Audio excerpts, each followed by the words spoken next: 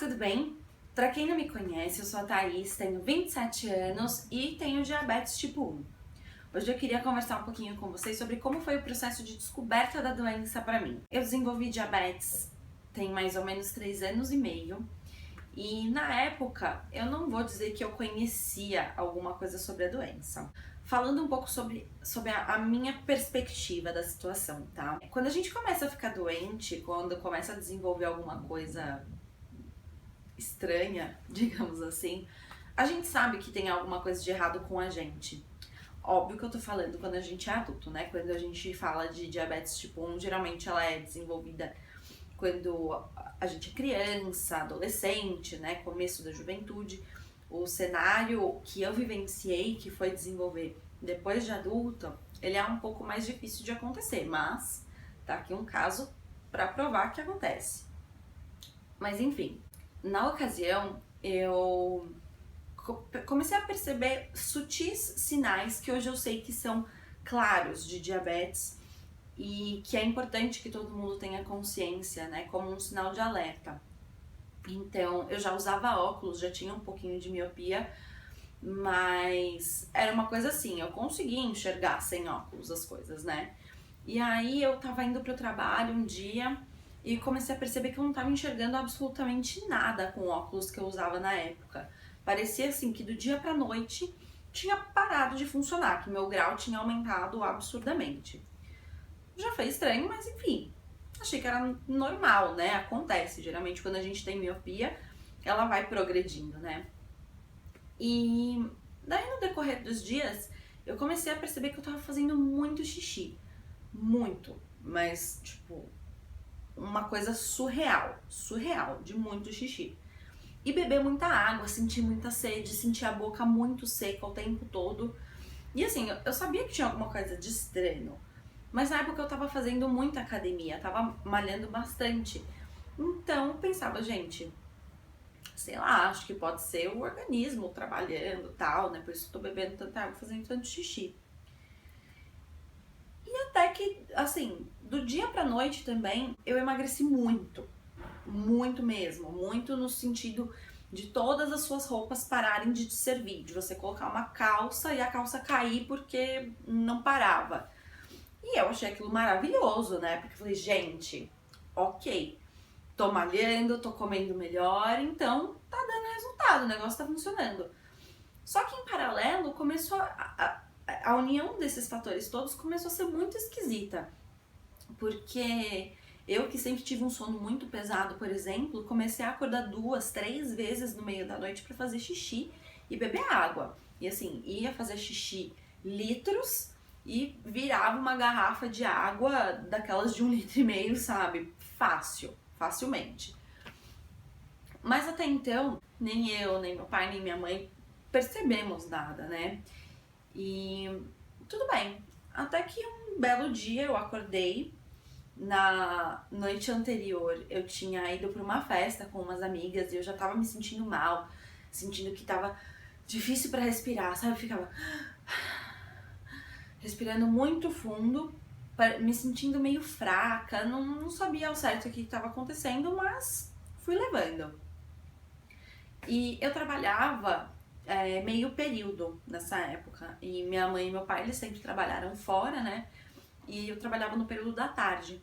Então eu acordei de manhã, na fúria, procurando alguma coisa doce pra comer, não tinha.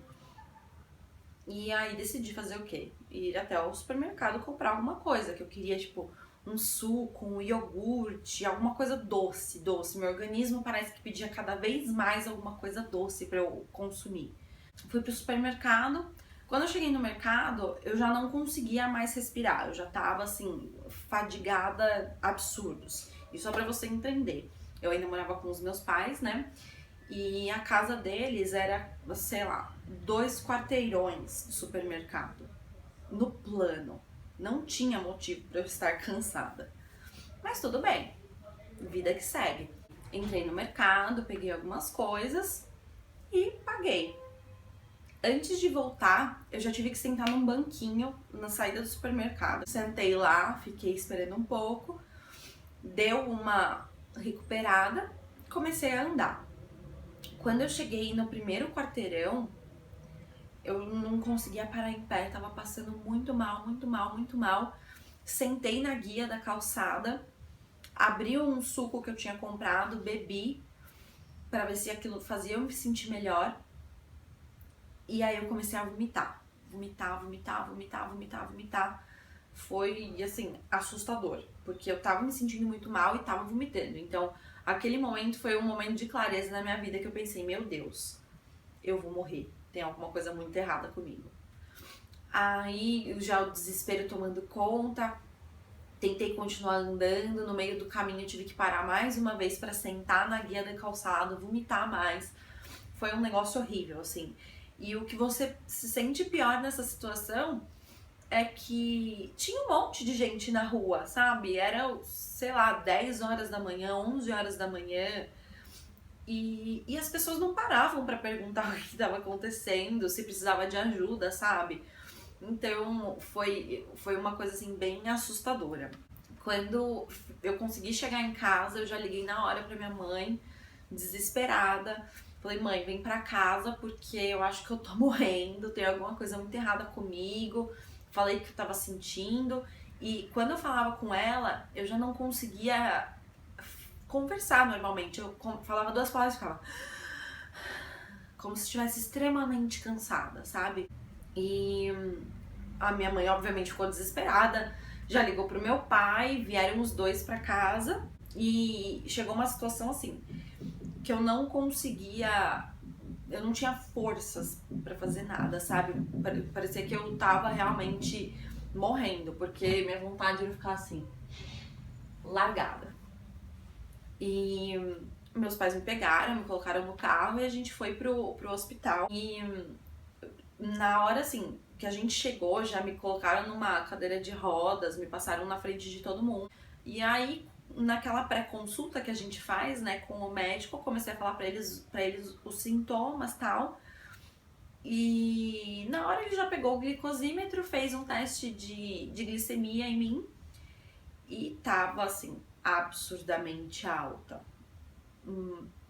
Foi um número, assim, assustador. Só que na hora, quando ele mediu, eu não sabia o que aquele número significava, né? Então ele mediu e quando ele bateu o olho no número, ele falou, ah, com certeza é diabetes. A gente ficou, como assim? Mas ok. Falou, ó, vou pedir alguns exames, tal, você vai ficar aqui no soro com insulina, tal, alguns outros medicamentos pro estômago, porque eu não parava de vomitar, enfim. E tá bom, né? Sentei lá, meu pai ficou comigo o tempo todo lá dentro da salinha. Já colheram sangue, me pediram exame de urina e tal. E algum tempo depois, o médico apareceu e foi bizarro, foi bizarro. Eu acho que os médicos, eles precisam, às vezes, de uns treinamentos um pouquinho melhores, sabe? Só um pouquinho. O cara simplesmente chegou pra mim e pro meu pai e falou, é o seguinte, seu quadro é muito grave, você está com cetoacidose diabética, você pode entrar em coma a qualquer momento, então você vai precisar ir pra UTI, ficar internada. Aí eu já comecei a chorar, desesperada, meu pai já ficou assustadíssimo, né, porque imagina, você não sabe, mal sabe o que é diabetes, o que isso vai causar na sua vida, e o cara te fala que é um quadro gravíssimo, que você tá quase morrendo, entrando em coma, e precisa ir pra UTI, sabe? Foi, assim, extremamente assustador. Mas, enfim, a gente aceitou, né? Falou, beleza, o que tiver que ser feito a gente vai fazer. E aí já me internaram, enfim, todos aqueles procedimentos padrão de hospital, chatice, burocracia. Passei 3 dias na UTI, com cuidados intensivos, porque eu tinha entrado em um quadro de cetoacidose. Basicamente, o seu sangue, ele fica tão doce que a acidez dele muda e as coisas dentro de você começam a funcionar errado ou parar de funcionar em alguns casos, porque tem muito açúcar rodando dentro de você. E até isso ser reestabilizado, essa questão de nutrientes, minerais, tudo isso entra em parafuso dentro de você, num quadro desse. Então é perigosíssimo. E por isso foram os 3 dias na UTI. Tem gente que, óbvio, que entra em situações muito mais críticas e precisam de um cuidado muito mais intenso. Mas realmente foi bastante assustador. E eu me lembro muito bem que foi logo depois da Páscoa que isso aconteceu. Então era extremamente irritante as pessoas chegando e falando: nossa, comeu muito ovo de Páscoa? Cara, não comi muito ovo de Páscoa. Fosse assim, estava, né, tirado no chão. Mas enfim. E aí depois que eu saí da UTI, passei mais acho que 3 ou 4 dias ainda internada, mas já no quarto normal. E foi aí que eu tive a minha primeira consulta com a endocrinologista e que eu tive ali o choque de realidade. Que era o seguinte: essa doença não tem cura. Essa doença você vai precisar aplicar medicação pro resto da sua vida. Quando você recebe essa informação, essa notícia, e descobre que a vida como você conhecia vai mudar completamente, é muito difícil de aceitar. Muito, muito mesmo. E é uma questão que mexe não só com a sua rotina, mas com a rotina de toda a família. E nessas situações, a rotina de todo mundo muda. Então, a gente precisa realmente de muito apoio de quem tá do nosso lado para entender realmente como vai funcionar essa nova dinâmica, enfim. E aí você começa a descobrir que o controle ele não é tão simples, não é só você aplicar o remédio. Você tem que monitorar, você tem que controlar, você tem que comer coisas de determinada forma. Aí você descobre que existe contagem de carboidrato, que existe hiperglicemia, hipoglicemia, e que às vezes a hipoglicemia, que é quando o açúcar do sangue cai muito, pode ser muito mais perigoso para você do que uma hiperglicemia. Então é uma surra de informações que você começa a ficar um pouco desesperado, sabe? Falar, meu Deus, e agora, né? O que vai acontecer na minha vida? E, bom, nesse primeiro vídeo eu queria realmente contar um pouquinho de como foi o processo, que realmente ele é doloroso, é difícil pra pessoa, é difícil pra toda a família, mas não é o fim do mundo. Então, eu ainda vou voltar com outros vídeos para conversar um pouco mais sobre essa situação com vocês, mas eu queria, principalmente com esse primeiro vídeo, deixar meio que um sinal de alerta realmente, para que a gente preste muita atenção no nosso organismo.